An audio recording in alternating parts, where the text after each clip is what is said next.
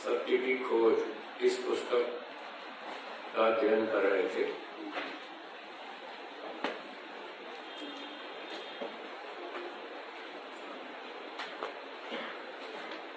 सोलह पदार्थों से के तत्व ज्ञान से मोक्ष की प्राप्ति होती है।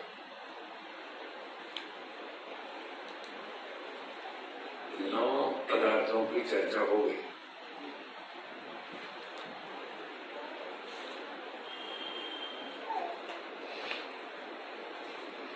एक बार 16 पदार्थों के नाम दोहराएंगे।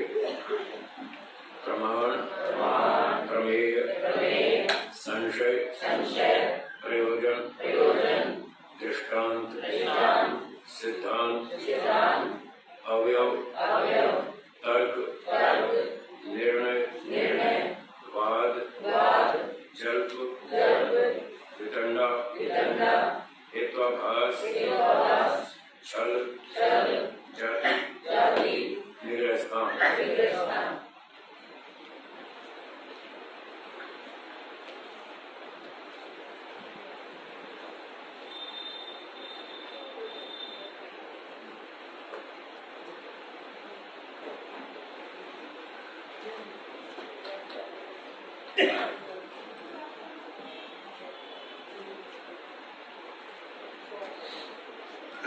अब 10वां पदार्थ है वाद।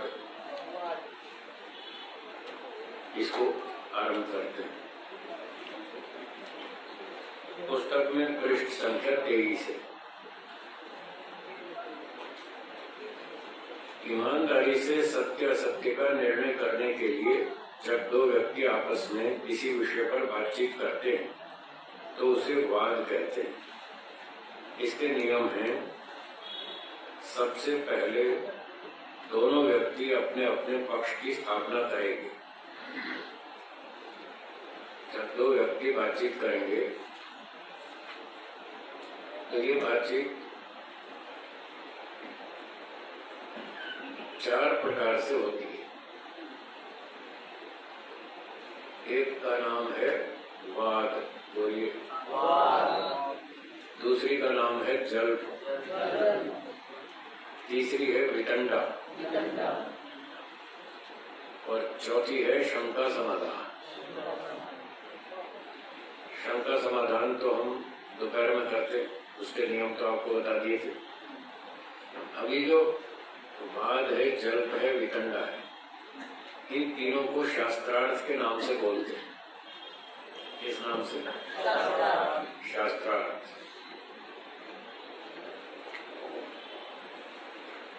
तो शास्त्रार्थ 3 प्रकार का होता है। उसमें से एक तो शुद्ध बातचीत है, ईमानदारी से, सच्चाई से। इसका उद्देश्य है सत्य असत्य को समझना, समझाना। क्या उद्देश्य है? ये इसका उद्देश्य है। इसको वाद कहते हैं। दूसरा है जल्प। दूसरा क्या? इसका उद्देश्य सत्यासत्य को जानना, जनाना नहीं है। इसका उद्देश्य है चाहे जैसे झूठ, छल, कपट, हेरा फेरी करके दूसरे को हराना और अपने आप को जिताना, ये इसका लक्ष्य है। तो ये जल्प जो है, ये अच्छी ढंग की बातचीत नहीं है, ईमानदारी की नहीं है, बेईमानी है। झूठ, छल, कपट, चालाकी, धोखाधड़ी, बेईमानी। और संसार में लोग ऐसी बात करते हैं, इसलिए महर्षि गौतम जी जानकारी दे रहे हैं कि लोग ऐसी बात भी करेंगे, तो आप कम से कम उनसे सावधान रहना। कम से कम आप पहचान तो लेंगे कि आदमी गड़बड़ कर रहा है। आप ऐसी गड़बड़ नहीं करना, कोई दूसरा करे तो समझ लेना कि गड़बड़ कर रहा है और उससे अपनी रक्षा करना। इस उद्देश्य से इसका परिचय बताया जा रहा है। और तीसरी जो विधि है शास्त्रार्थ की, उसका नाम है वितंडा। तीसरी क्या? वितंडा। वितंडा में भी वही लक्ष्य है, अपने को जिताना, दूसरे को हराना। ये भी गलत है। जल्प और वितंडा दोनों पद्धतियां गलत है। इससे अच्छे ईमानदार व्यक्ति को इन 2 विधियों से बातचीत नहीं करनी चाहिए।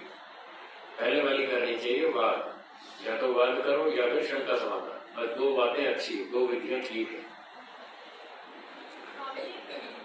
अभी थोड़ा सुन लीजिए, मैं पूरी बात कह लूं, बाद में पूछिएगा।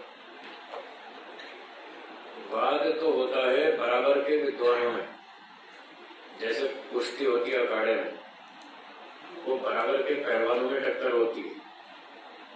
एक 50 किलो का पहलवान, दूसरा 80 किलो का, तो उनकी कुश्ती नहीं होती, वो ठीक नहीं होती, वो घुमाने नहीं होती कुश्ती। दोनों पहलवान बराबर के होने चाहिए। ऐसे ही जब दो व्यक्ति बात करते हैं तो दोनों बराबर योग्यता वाले हों तब ठीक है, तो बातचीत वाद के नाम से कर सकते हैं। दोनों अपने अपने पक्ष की स्थापना करेंगे, बाकी अभी सारे नियम बताता हूँ। और जब दोनों बराबर की टक्कर के विद्वान ना हो, एक अधिक जानता हो दूसरा कम जानता हो, तो फिर वाद नहीं करेंगे, फिर शंका समाधान करेंगे, जो हम दोपहर में करते हैं।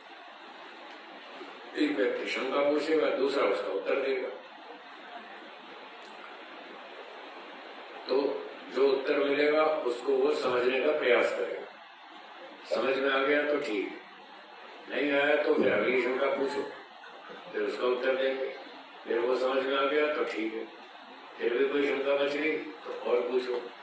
तो उसमें शंका समाधान में ये नियम है। उसमें वाद की तरह दोनों व्यक्ति अपने अपने पक्ष की स्थापना नहीं करेंगे। खासतौर से जो शंका पूछने वाला है वो अपने पक्ष की स्थापना नहीं करेगा।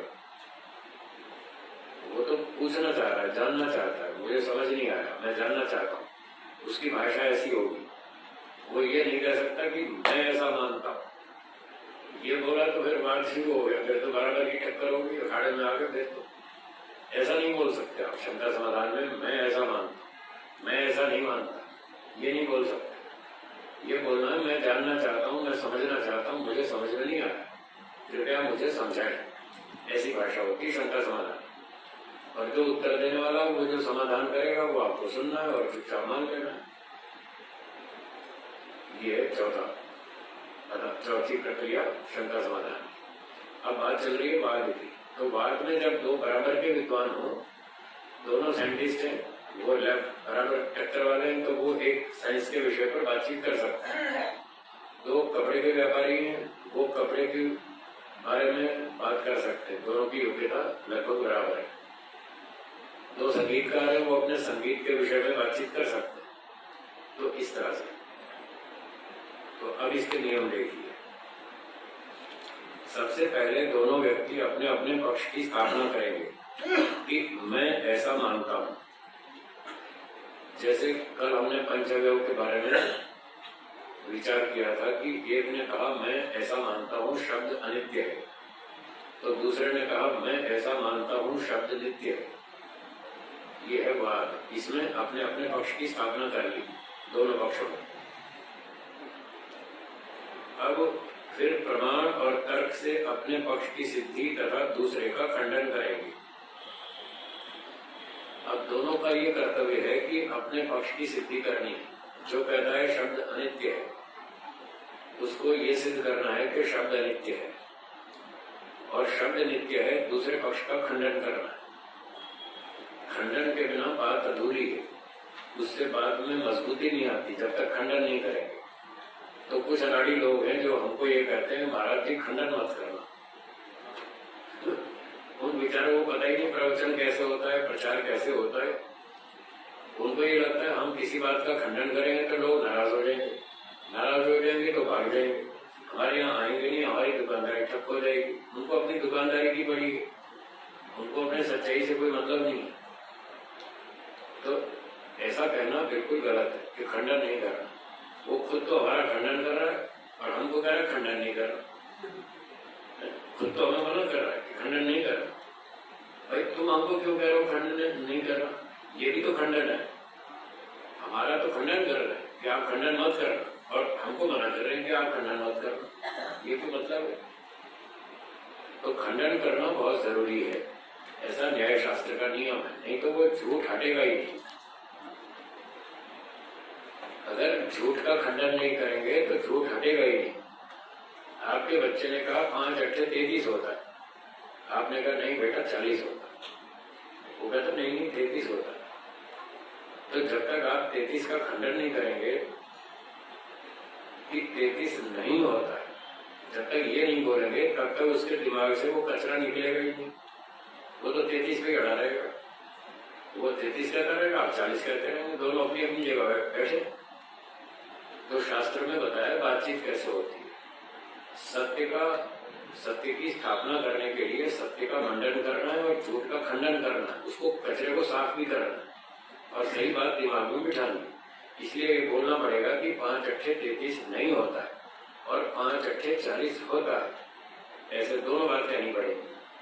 तो ये बात महर्षि गौतम जी बता रहे हैं कि बिना तर्क और प्रमाण से अपने पक्ष की सिद्धि करें और दूसरे का खंडन करें। जो भी करें तर्क और प्रमाण से करेंगे, बिना प्रमाण के नहीं बोलेंगे। बिना प्रमाण या बिना तर्क के दोनों में से कोई भी नहीं बोलेगा। जो भी बोलना है प्रमाण से बोलो, तर्क से बोलो। अपने सिद्धांत का स्वयं खंडन नहीं करेंगे। आपने पहले अपना एक सिद्धांत बना लिया, ईश्वर निराकार है, वो कभी अवतार नहीं लेता, तो आगे जब तक भी आपकी बातचीत चलेगी, पूरी चर्चा में आप अपने सिद्धांत का विरोध नहीं करेंगे। पहले आपने कह दिया ईश्वर निराकार है, तो फिर साकार नहीं मानेंगे कभी भी।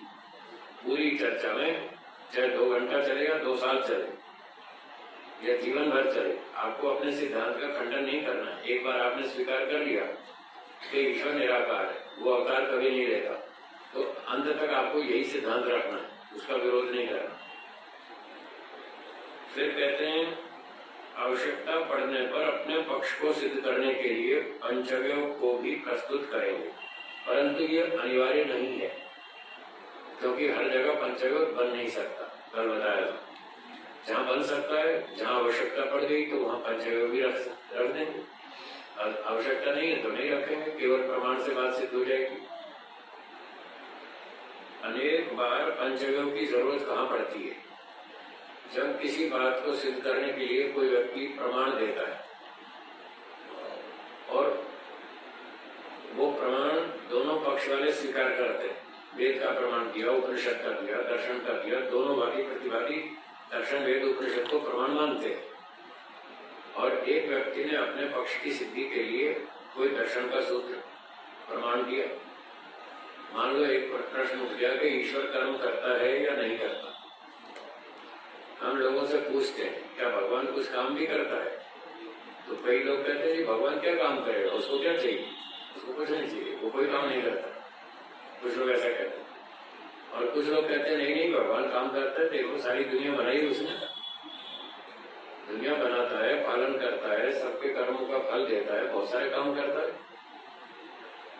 अब 2 व्यक्तियों की बातचीत इस टॉपिक पर चल पड़ी, ईश्वर काम करता है या नहीं करता। तो फिर बात आई अपनी बात को सिद्ध करो। स्थापना तो कर दिया आपने कह दिया ईश्वर कोई काम नहीं करता, इसने कह दिया ईश्वर काम करता है। तो इसने पूछा अपने पक्ष की स्थिति में कोई प्रमाण दीजिए, ईश्वर कोई काम नहीं करता है। उसने योग दर्शन का एक सूत्र सुना दिया, क्लेश कर्म विपाक आशय अपरामृष्ट पुरुष विशेष ईश्वर।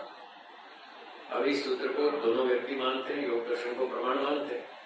तो उसने प्रमाण किया कि देखो योग दर्शन में लिखा है क्लेश कर्म से जो परे, तो ईश्वर कर्म तो करता ही नहीं, देखो ये प्रमाण है। अब यहाँ पर बात टल जाएगी। वो कहता है इसका प्रमाण का ये अर्थ नहीं है कि ईश्वर कर्म नहीं करता है। आप जो प्रमाण दे रहे हैं कि ईश्वर कर्म नहीं करता है, ये लिखा तो है, पर इसका ये तात्पर्य नहीं है कि वो कोई भी काम नहीं करता, इसका अर्थ ये नहीं है। अब बहस इस बात पर हो गई कि इस वाक्य का ठीक अर्थ क्या। वो कहता है इसका सही अर्थ है कि ईश्वर कोई काम नहीं करता। वो कहता है काम तो करता है, पर इसमें तो सकाम कर्म का निषेध है। क्या बोला? ईश्वर सकाम कर्म नहीं करता, जो क्लेशों से उत्पन्न होते हैं सकाम कर्म, ऐसे काम ईश्वर नहीं करता। इसका अर्थ तो ये है, ये थोड़ी है कि ईश्वर कुछ भी नहीं करता।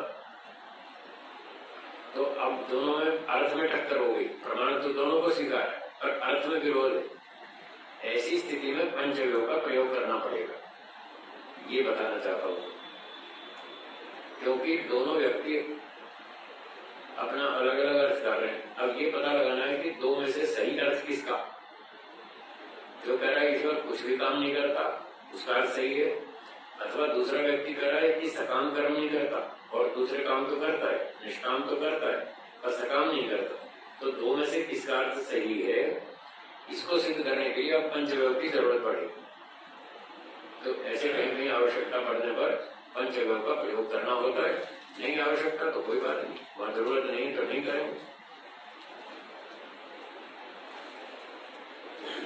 तो मैंने आपके सामने संशय खड़ा कर दिया, ईश्वर काम करता है कि नहीं करता है। आपको क्या समझ में आया? करता है, सकाम नहीं करता। मतलब इस व्यक्ति की बात ठीक है जो ये कह रहा था कि सकाम कर्म नहीं करता, वैसे तो करता है। हाँ, तो यही बात ठीक है। सही सिद्धांत यही है कि ईश्वर कर्म तो करता है, सकाम नहीं करता। जैसे हम करते ऐसे वो नहीं करता। आत्मा भी सकाम कर्म करता है तब तक जब तक उसमें अविद्या हो, तब तक करता है।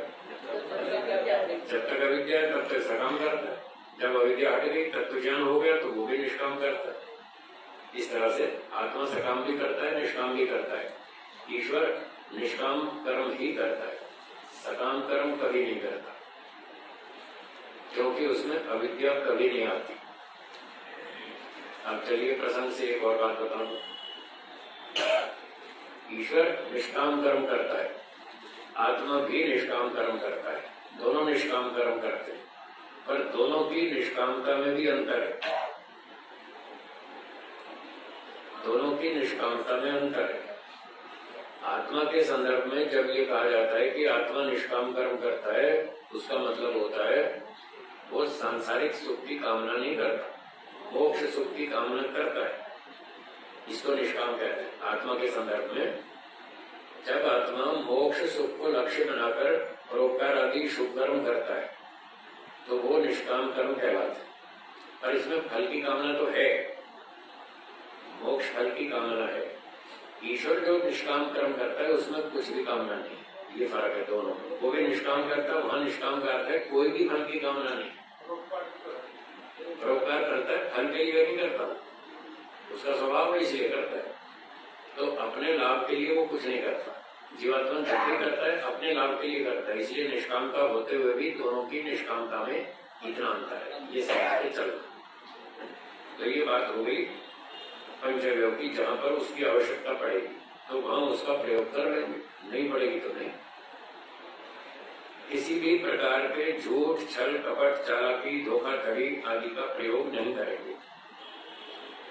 तो झूठ, छल, कपट का प्रयोग दोनों में से कोई भी नहीं करेगा, दोनों ईमानदारी से बात करेंगे। जो प्रमाण तर्क से सही बात सिद्ध होती है वही करेंगे और ऊंचा नीचा कुछ नहीं करेंगे। पूरी ईमानदारी से सत्य को समझने समझाने के लिए ही बातचीत करेंगे। ऐसी शुद्ध बातचीत का नाम वाद है। ठीक है, इसको वाद कहते हैं। इन नियमों की जानकारी लोगों को न होने से ऐसी बातचीत प्रायः लोगों में नहीं देखी जाती। उनको ये नियम पता ही नहीं, वो अपनी बात पर अड़ जाते, जैसे तैसे खींचतान के अपनी बात को ठीक सिद्ध करना चाहते हैं। कहीं छल कपट करते हैं, कहीं चालाकी करते हैं, कहीं गड़बड़ करते हैं, प्रमाण का शब्द का अर्थ बदल देते हैं, प्रसंग को बदल देते हैं, उनको पता नहीं। इसलिए तो अनजाने में भी ऐसी गलती होती रहती है।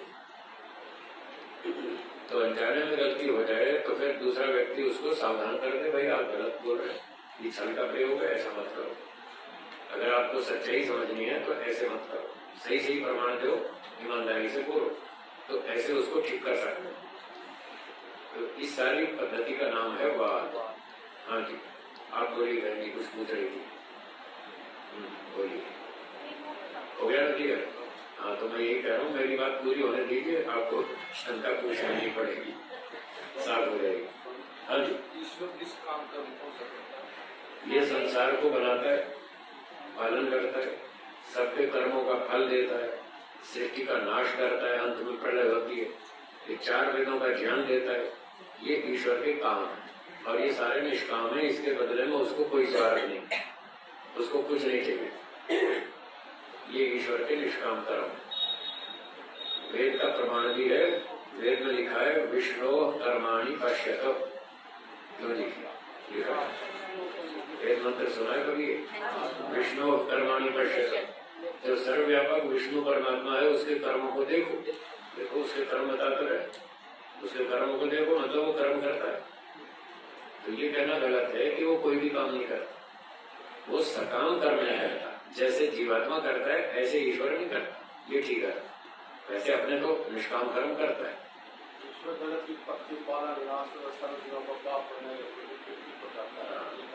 ये उसके कर्म, ठीक है।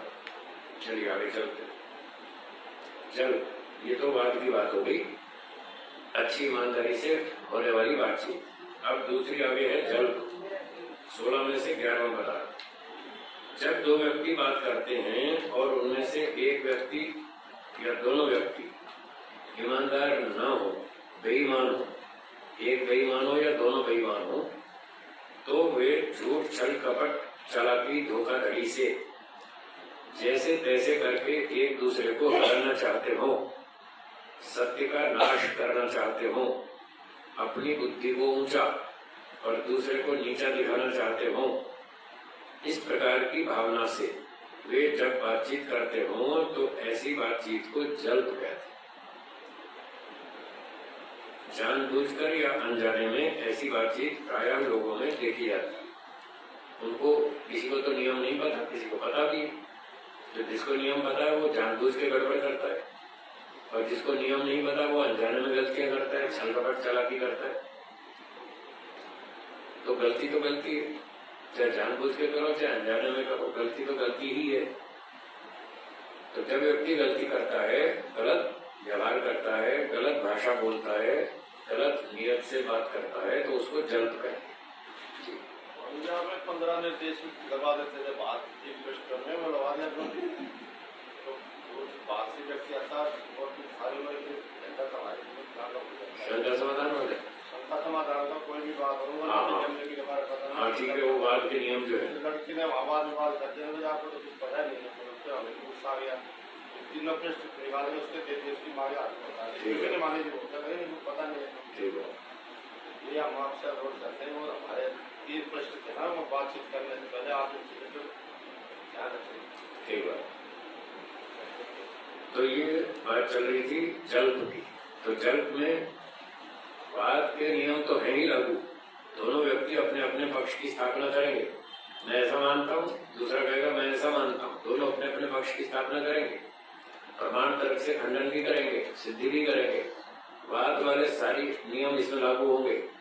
और एक्स्ट्रा ये है कि झूठ, छल, कपट में, घोटाले में व्यक्ति गड़बड़ करेगा, ये इसमें एक्स्ट्रा है, तो वो नहीं करना चाहिए। और कोई करे तो समझ लेना ये जल्प कर रहा है, और फिर उसको ब्रेक लगा देंगे, भाई हमें जल्प नहीं करना है, हमको बात करना है। आपको ईमानदारी से कुछ समझना हो तो आइए, स्वागत है, और लड़ाई झगड़ा करना हो तो नमस्ते, अपने घर जाओ, हम झगड़ा नहीं करते। हाँ, वो तो महर्षि दयानंद जी ने तो वाद किया, उन लोगों ने जल्प कर दिया। हाँ, जल्प किया, उन लोगों ने गड़बड़ की।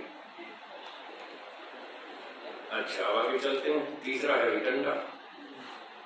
बातचीत करने की यह पद्धति भी जल्प जैसी ही है, इसमें भी वही उद्देश्य है, छल कपट आदि के द्वारा जैसे तैसे करके स्वयं को जिताना और दूसरे को हराना।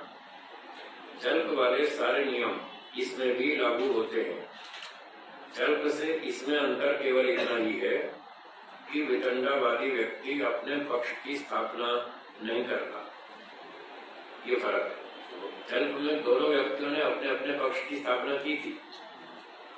जो वितंडा वाला व्यक्ति है वो अपने पक्ष की स्थापना ही नहीं करेगा, मैं क्या मानता हूँ ये नहीं बोलेगा, दूसरे पे हमला करेगा, अपने पक्ष की स्थापना नहीं करता और विपक्षी पर ही आक्रमण करता जाता है। वो कहता है अच्छा आप ऐसा मानते, ईश्वर अवतार नहीं लेता, ईश्वर निराकार है, तो फिर ये बताओ वो बिना हाथ पैर के सृष्टि को कैसे बनाएगा? जब उसकी आंख ही नहीं है तो लोगों के कर्मों को कैसे देखेगा? ऐसे हमला करता जाएगा, अपनी बात कुछ नहीं बताएगा कि मैं क्या मानता हूँ। ऐसे लोग आपको मिलेंगे बात करने वाले, अपनी बात कुछ नहीं कहेंगे, दूसरे पे आक्रमण करते जाएंगे। तुम ऐसा मानते हो तो ये बताओ, ऐसा मानते हो तो इसका उत्तर दो, इस सवाल का ये उत्तर दो, ऐसे बोलते रहेंगे और उनको इधर उधर घुमाते रहेंगे। तो ये वितंडा है, उसको आप समझ लीजिएगा, ये वितंडा है। जल, हाँ ये हो गया। जबकि जल्प करने वाले व्यक्ति ने अपने पक्ष की स्थापना तो की थी, ये अपने पक्ष की स्थापना ही नहीं करता। ये दोनों में अंतर है। जानबूझकर या अनजाने में ऐसी बातचीत भी प्रायः लोगों में देखी जाती है। लोग ऐसी बातें करते रहते हैं।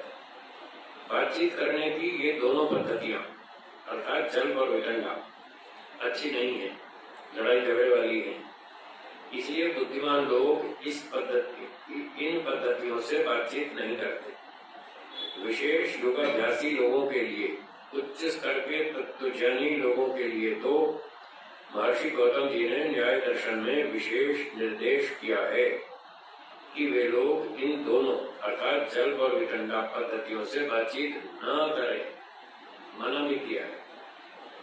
जो ऊंचे योगाभ्यासी हैं, तत्वज्ञानी हैं, ऊंचे वैरागी हैं, उनको तो मना ही किया, उनको जल्प और वितंडा नहीं करना, क्योंकि जल्प वितंडे में छल कपट और झूठ का प्रयोग हुआ और योगाभ्यासी को मना कर रखा है। झूठ नहीं बोलना, छल कपट नहीं करना, पूरा सूक्ष्मता से यम नियम का पालन करना, इसलिए उनको मना कर दिया कि आप जल्प और वितंडा नहीं करेंगे। तो फिर कौन करेंगे? जिनको अभी ऊंचा तत्वज्ञान नहीं हुआ। मोटा मोटा तो पता चल गया कि वैदिक धर्म ठीक है, ईश्वर ऐसा है, आत्मा ऐसा है, संसार ऐसा है, ईश्वर अवतार नहीं लेता, ईश्वर निराकार है। सिद्धांत रूप में उन्होंने अच्छी तरह समझ लिया, लेकिन अभी ऊंचा तत्वज्ञान वैराग्य नहीं हुआ। उनमें थोड़ा सा क्षत्रिय स्वभाव भी है। अब दूसरा व्यक्ति जब वैदिक धर्म पे आक्रमण करता है कि नहीं भगवान तो अवतार लेता है, देखो दुष्टों को मारने के लिए अवतार लेता है, गीता में लिखा है यदा यदा हि धर्मस्य, अवतार लेता तो है। तो जब वो ऐसा कोई करेगा तो जो थोड़ा क्षत्रिय स्वभाव वाला है वो घर आएगा सामने, वो कहेगा अच्छा आओ मैदान में अभी बताता हूँ अवतार लेता है कि नहीं। फिर वो जल्प वितंडा करेगा और उसको हराएगा, झूठे पक्ष को वो हराएगा। इसका उद्देश्य सत्य की रक्षा करना है। क्या बोला? हाँ, अब सत्य की रक्षा करने में उसके पास इतनी ताकत नहीं है, सारे प्रमाण तर्क इतने मजबूत है नहीं, कम है। तो कहीं वो कच्चा पड़ेगा तो फिर छलकपट भी कर लेगा, और छलकपट भी करके वो सत्य को ही जिताएगा, अपना कोई व्यक्तिगत स्वार्थ सिद्धि नहीं करेगा। ये ध्यान रखना। अगर कभी कहीं ऐसा करना भी पड़ जाए जल्प वितंडे का प्रयोग, तो सत्य की रक्षा के पर्पज से, उस उद्देश्य से ऐसा किया जाएगा। अपना कोई नाम कमाने के लिए, अपनी प्रशंसा प्राप्त करने के लिए, अपनी बुद्धि ऊंची दिखाने के लिए नहीं करना। और जितना भी करेंगे उसमें भी दोष है, ये ध्यान रखिएगा। अरे आप सत्यों की धर्म की रक्षा के लिए कर रहे हैं तो भी उसमें दोष है, क्योंकि आपने झूठ बोला, आपने चालाकी की, छलकपट किया, उसका दोष तो फिर भी लगेगा। जैसे राजा को भी भगवान ने छूट दे रखी है, और दोष तो उसको भी लगता है।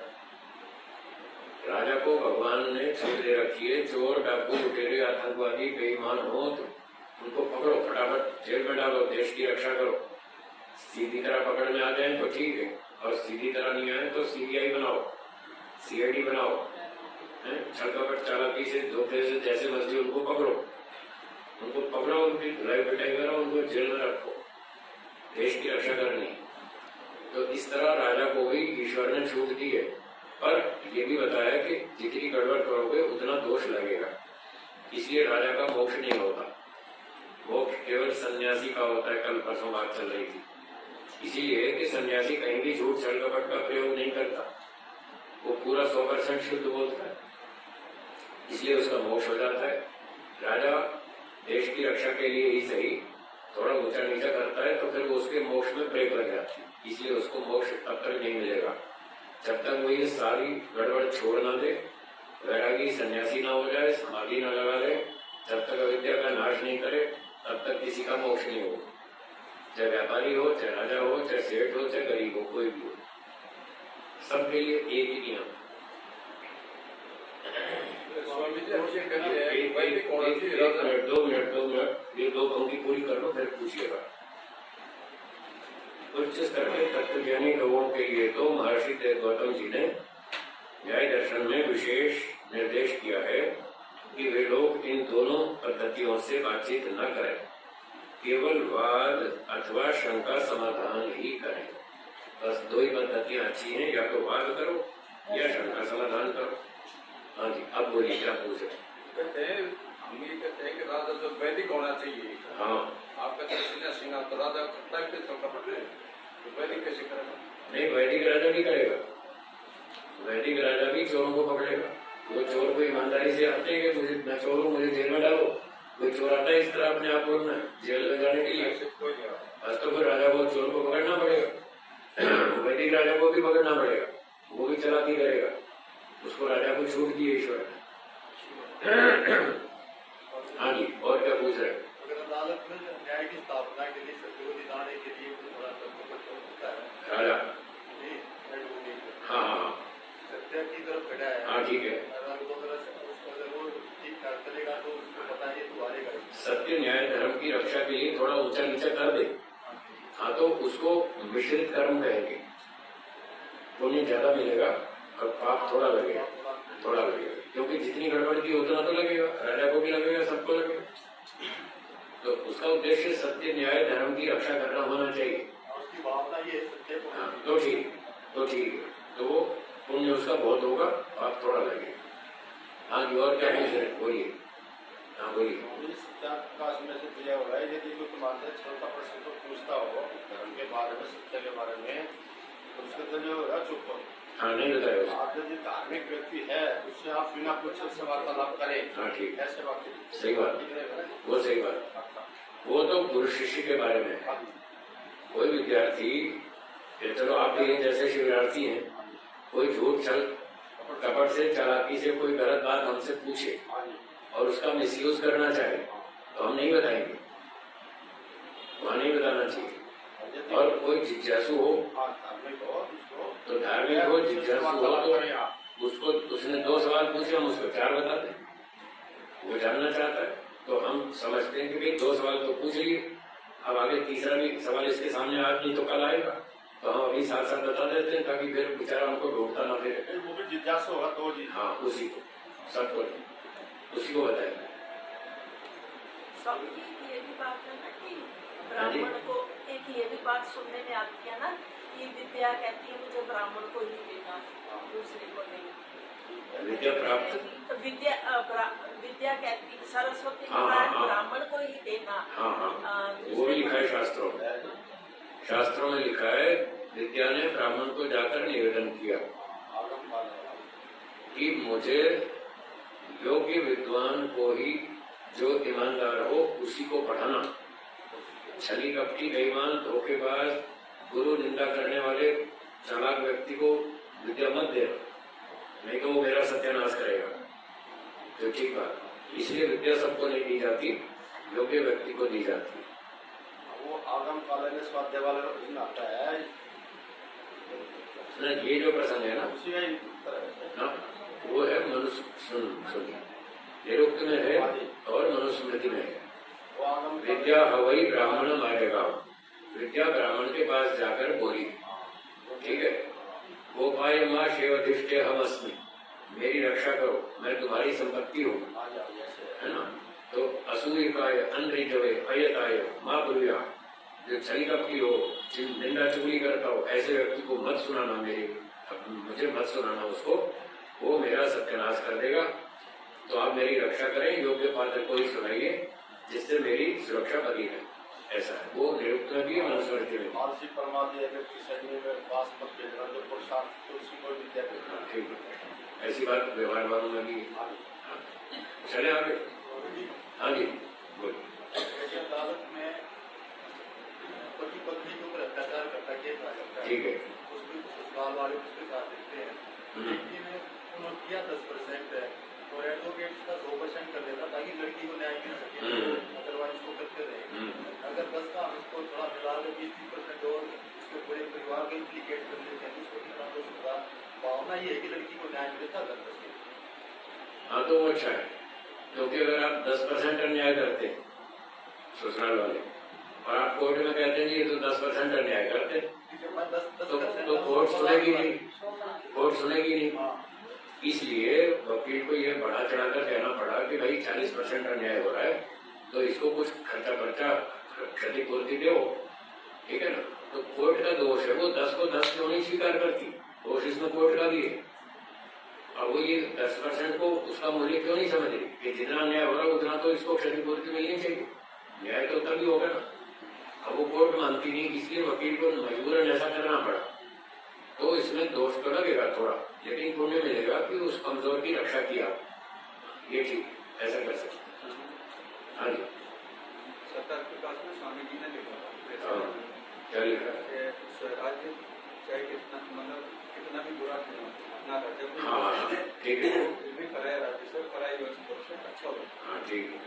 लेकिन मैं तो यहाँ देखता हूँ और विद्वानों से मैंने सुना भी कि आज भी अंग्रेजों के 34,735 कानून में चल रहे हैं जो अन्यायकारी कानून।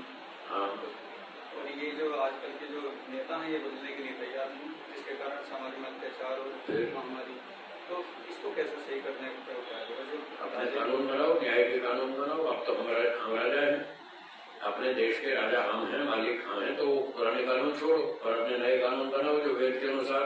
वो नहीं बना रहे तो दंड हो गए, वो दंड हो गए जो नहीं बना रहे।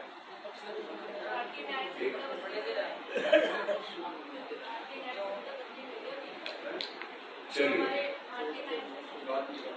आगे चलते हैं। अगला 13वां पदार्थ है हेत्वाभास।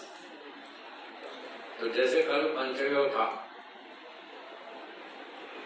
पंचव्यव में दोनों पक्ष में से दोनों तो सच्चे नहीं थे, एक सच्चा था एक झूठा था। तो जो झूठा पक्ष था वो कौन सा था? कल के उदाहरण में शब्द नित्य है या शब्द अनित्य है, कौन सा ठीक था? गड़बड़ वाला शब्द नित्य, वो गलत था ना, नित्य वाला। तो उसमें जो नित्य पक्ष वाले ने हेतु दिया था वो हेत्वाभास था। अब उस हेत्वाभास को पढ़ें। पंचव्यव में जब किसी साध्य की सिद्धि के लिए कोई हेतु अर्थात कारण प्रस्तुत किया जाता है, यदि उसमें कुछ दोष होने से वह साध्य की सिद्धि करने में असमर्थ होता है, वह हेतु जैसा प्रतीत होता है पर वास्तव में सही हेतु नहीं होता, तो उसे हेत्वाभास कहते हैं। हेतु जैसा आभासित होता है, हेतु का आभास देता है, वास्तव में सही हेतु नहीं है। जैसे भ्रांति हो जाती है ना, रस्सी को सांप समझ लेते हैं, वो भ्रांति है ना। तो ऐसे हेतु है नहीं, उसको हेतु मान लेते हैं। सांप तो था ही नहीं, सांप मान लिया तो ये भ्रांति है। तो हेतु में कभी कभी जो हेतु सही नहीं है उसको व्यक्ति सही हेतु मान लेता है, उसको ऐसी भ्रांति हो जाती है। उस भ्रांति वाले हेतु का नाम हेत्वाभास। तो कल जो नित्य पक्ष चल रहा था, शब्द नित्य है, उसमें हेत्वाभास था, इसलिए वो हेतु फेल हो गया, क्योंकि हेतु तो सही तो था ही नहीं। कल के पंचव्यव को फिर से दोहराता हूँ। सही पक्ष वाला है पंचव्यव, बोलिए मेरे साथ। शब्द नित्य है, उत्पत्ति धर्म वाला होने से जो वस्तु उत्पत्ति धर्म वाली होती है वह सब की सब अनित्य होती है। जैसे घड़ा उत्पत्ति वाला है,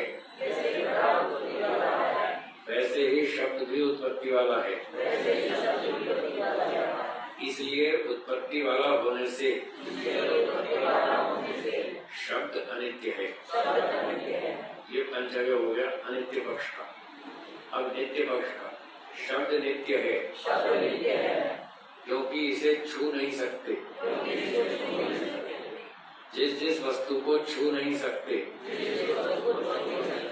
वो सब की सब नित्य होती है।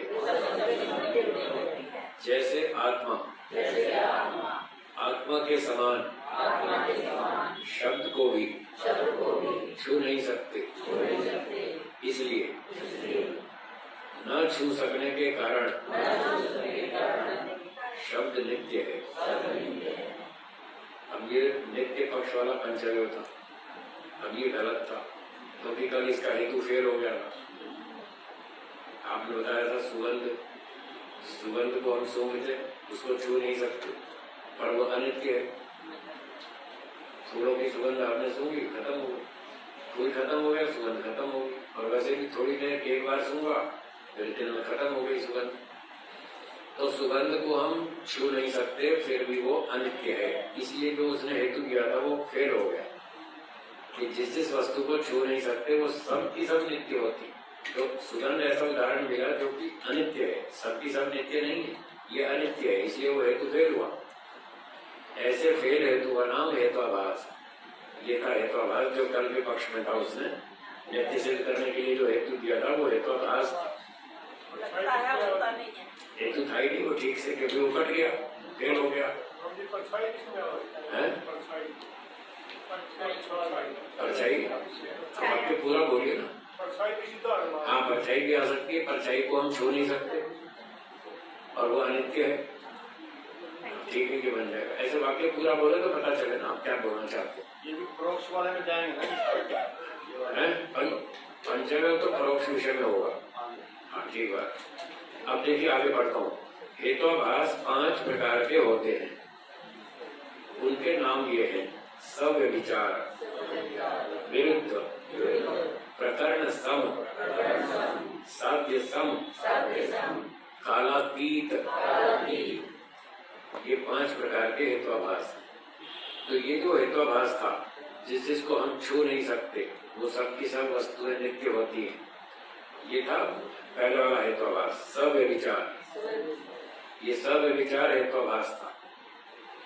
इसको अनैकांतिक भी बोलते हैं। क्या बोलते हैं? इसकी परिभाषा में बताया है न्याय दर्शन में, अनैकांतिका सव्यभिचार। जो अनैकांतिक होता है वो सव्यभिचार नामक हेत्वाभास है। अनैकांतिक का मतलब अनेक पक्षों में जाने वाला। क्या बोला? वो दोनों पक्षों में जा रहा है। न छुई जाने वाली वस्तु नित्य भी है, न छुई जाने वाली वस्तु अनित्य भी है। तो न छुई जाने वाला हेतु जो है ये दोनों पक्षों में जा रहा है। आत्मा को छू नहीं सकते, वो नित्य है। सुगंध को छू नहीं सकते, वो अनित्य है। तो ये हेतु दोनों पक्षों में जा रहा है। तो जो गवाह दोनों पक्षों में गवाही दे वो फिर वो रिजेक्ट। कोर्ट में केस चल रहा था, एक ने कहा साहब ये चोर है, इसने मेरे घर में चोरी की है, आरोप लगाया। न्यायाधीश ने पूछा भाई तुम्हारे पास कोई गवाह भी है क्या? बोले हाँ जी ये 16 लाख है, आप इससे पूछ लो, ये मेरे पक्ष में गवाह है कि इसने चोरी की है। तो न्यायाधीश ने पूछा क्यों भाई 16 लाख, क्या इसने चोरी की है? बोला हाँ साहब बिल्कुल चोरी की है, मैंने अपनी आंख से देखा है। अब जो प्रतिवादी था उससे पूछा क्यों भाई तुम कहते हो कि इसने चोरी नहीं की है, तुम्हारे पास कोई गवाह है क्या इसने चोरी नहीं की है? बोला हाँ मेरे पास भी गवाह है। कौन सा गवाह है? ये 16 लाख। 16 लाख से पूछो। तो 16 लाख को पूछा हाँ भाई बताओ इसने चोरी की है? नहीं साहब बिल्कुल चोरी नहीं की है। अब बताओ 16 लाख की गवाही मान्य है? फेल है ना। तो दोनों पक्षों में बोल रहा है, इधर कहता है हाँ बिल्कुल की है, इधर कहता है नहीं बिल्कुल नहीं की चोरी। तो ऐसा गवाह तो फेल हो जाएगा क्योंकि वो दोनों पक्षों में गवाही दे रहा है। तो ये हेतु भी दोनों पक्षों में जा रहा है, इसलिए फेल है। ये हेत्वाभास है। एक तरफ तो नित्य पक्ष को सिद्ध कर रहा है, न छुआ जाना नित्य को सिद्ध कर रहा है। एक तरफ न छुआ जाना अनित्य को भी सिद्ध कर रहा है। तो न छुई जाने वाली वस्तुएं नित्य भी है अनित्य भी है, दोनों पक्षों में जा रहा है, इसलिए फेल है। तो इसको अनैकांतिक बोलते हैं, अनेक पक्षों में जाने वाला हेतु। वो अनेक पक्षों में जाता है, वो हेतु नहीं है, वो हेत्वाभास है। और उसका नाम अनैकांतिक भी कह देते हैं, सव्यभिचार भी कह देते हैं। सव्यभिचार की यही परिभाषा है जो एक पक्ष में टिकता नहीं है। जी आजकल तो जो है ना आधार कार्ड रखवा देते हैं और साथ के साथ वीडियो बनवा देते हैं। क्या बात है? गवाही देते हैं ना ये, हाँ गवाही देते हैं। हाँ हाँ पैसे देकर दिखाते मैं आप गवाही दे देता हूँ, कहते आप गवाही दे दिया करो। ठीक बात। सरकारी हाँ वो तो नकली है, इसको भी देनी इसको भी देनी। अब तो वीडियो बनती है बकायदा आपने ठीक बात। हाँ जी। ये स्वामी जी जो छाया का क्या है इसमें? हैं? जो छाया, हाँ, छाया वो समझ में नहीं आया। छाया ना तो कोई ना करे ना करे। पकड़ लिया इधर।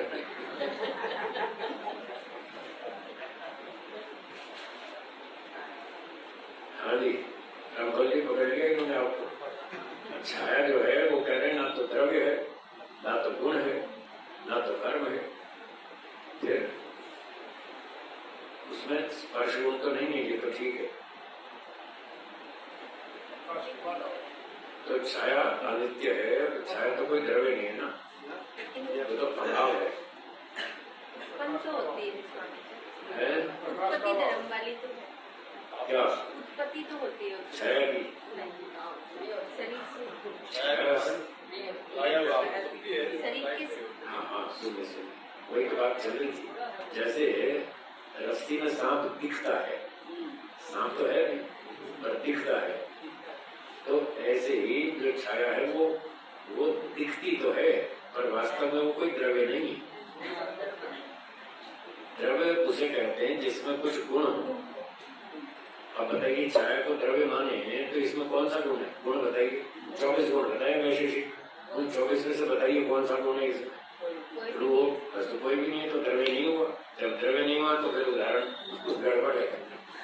तो छाया का उदाहरण नहीं देंगे, दूसरा दे देंगे, बहुत सारे उदाहरण देंगे हैं। देंगे किसका? है धुएं का दे सकते, धुएं का तो दे सकते, पर धुएं को तो छू सकते ना, वो इसका उदाहरण नहीं बनेगा। वो उदाहरण देना है जो छू नहीं सकते जिसको। दूसरा उदाहरण है ज्ञान का। आपके पास ज्ञान है, बहुत सारा ज्ञान है, आपने पहली कक्षा से यहाँ तक बहुत सारा सीख लिया, हाँ या ना? तो वो जो ज्ञान है, क्या आप उस ज्ञान को छू सकते हैं? नहीं छू सकते। वो जो ज्ञान आपने प्राप्त किया वो नित्य है या अनित्य है? नित्य है। अब ये ठीक बढ़िया उदाहरण। ज्ञान को छू नहीं सकते और वो अनित्य है, तो वो हेतु कट गया। वो कह रहा था जिसको छू नहीं सकते सब नित्य है, कहाँ नित्य है? ज्ञान को छू नहीं सकते और वो अनित्य है, कर्म को छू नहीं सकते वो भी अनित्य है।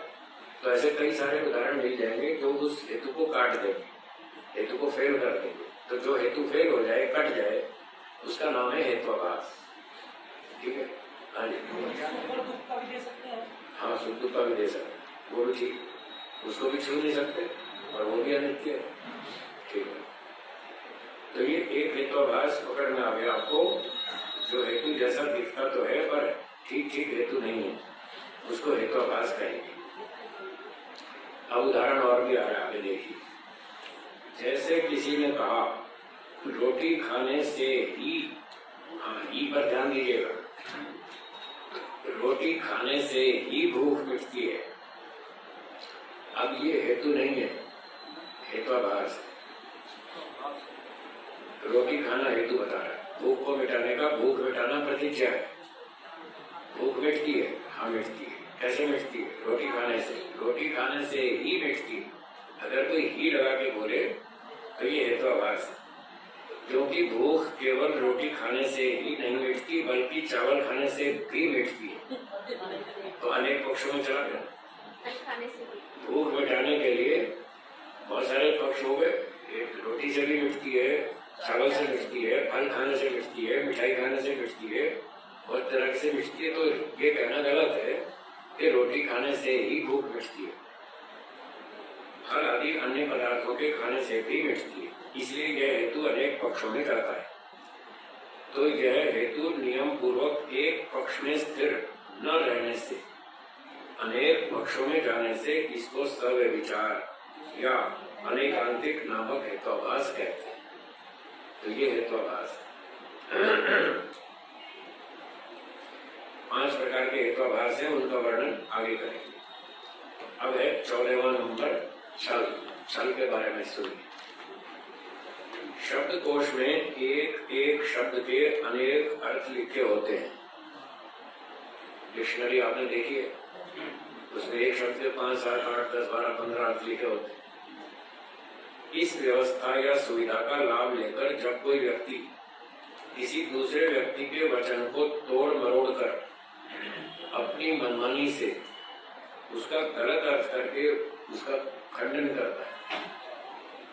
तो ऐसे खंडन को छल कहते हैं। जैसे किसी ने कहा शाम के 5:30 बज गए हैं, मेरा समय हो गया है, अब मैं ऊपर जा रहा हूँ।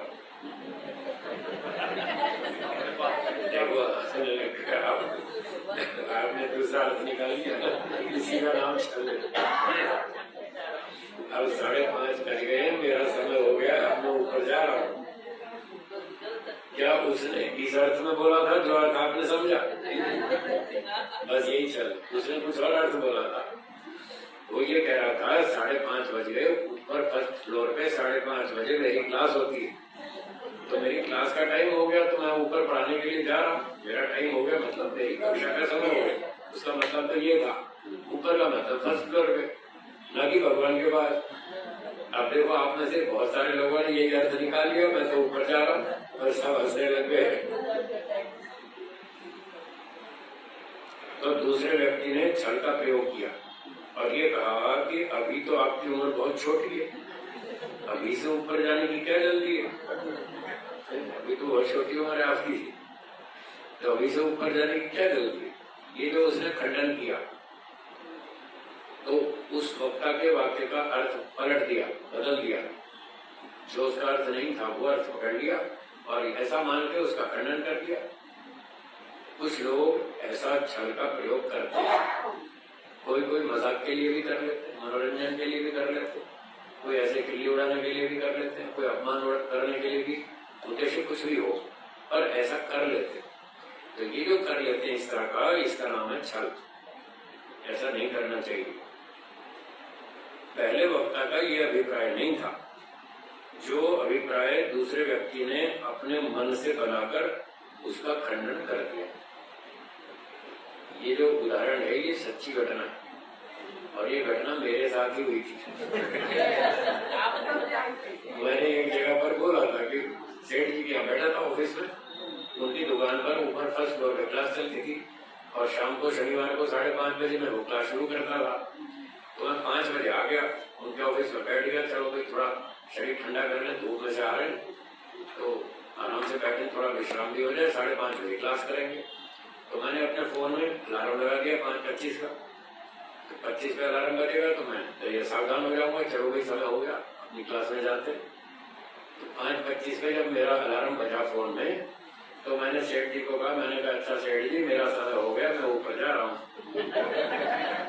तो उन्होंने ये वाक्य बोला, गुरु जी अभी तो आपकी उम्र बहुत छोटी है, अभी क्या जल्दी ऊपर जाने की? ये सच्ची घटना है। वो घुमा देते हो आप, मैं टॉर्च ठीक कराना गया सवेरे किसी के पास, कहने लगे चलो चलो चलो आगे। बहुत सारी घटनाएं होती रहती। चलिए, तो ये बात थी छल की। तो कह रहे हैं ऐसे छल का प्रयोग दिन में अनेक बार लोग करते रहते हैं। कहीं जानबूझकर करते हैं किसी का अपमान करने के लिए, कहीं मनोरंजन के लिए, कहीं अनजाने में भी। तो ऐसा होता रहता है। तो इससे भी हमें बचना चाहिए, इस छल करने से भी बचना चाहिए, सावधानी से बात करनी चाहिए। पहले वक्ता का अभिप्राय ठीक ठीक समझ लेना चाहिए, वो क्या कहना चाहता है, किस संदर्भ में क्या बोल रहा है, उसका पहले तात्पर्य ठीक से समझ लें, फिर समझ करके ठीक ठीक उत्तर दें। छल का प्रयोग ना करें, जानबूझ के भी नहीं करें, अनजाने में भी ना करें, मनोरंजन के लिए भी ना करें। उससे फिर आपका विश्वास टूट जाएगा, आपकी मार्केट में छाप ऐसी बन जाएगी, ये हमेशा मजाक करता रहता है, ये इसकी बात पे कोई भरोसा ही नहीं करेगा। फिर जब आप कोई बात सीरियसली कहेंगे तब भी लोग यही समझेंगे तो मजाक कर, उससे फिर आपको उस दिन कष्ट होगा। हाँ, जैसे उसने कहा शेर आया, मजाक के लिए बोला था, फिर वो पिट गया, सच में आ गया शेर, तब उसको बचाने कोई नहीं आया। तो मजाक में भी ऐसा नहीं करना चाहिए। छल 3 प्रकार का होता है, वाक् छल, सामान्य छल और उपचार छल। हाँ बोलिए, वाक् छल, सामान्य छल, उपचार छल। वाक् छल तो यही है जो आपको उदाहरण सुना दिया, शब्दों का अर्थ बदल दिया। सामान्य छल का मतलब होता है